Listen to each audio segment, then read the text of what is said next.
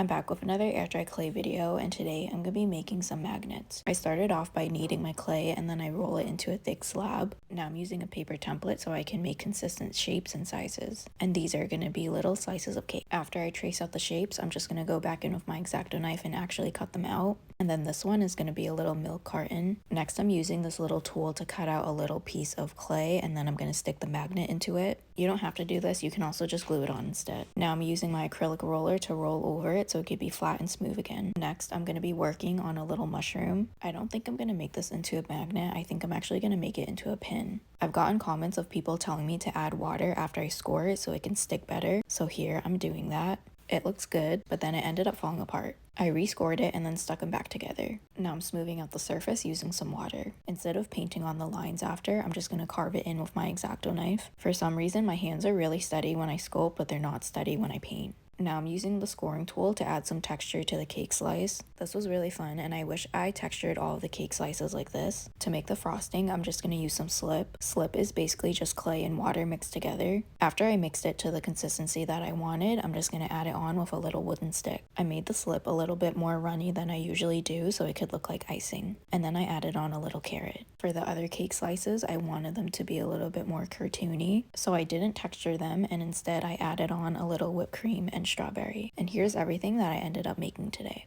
With the extra slip, I'm using it to fill in the cracks of my bento box. This was in a previous video. Now I'm going to wait for everything to dry.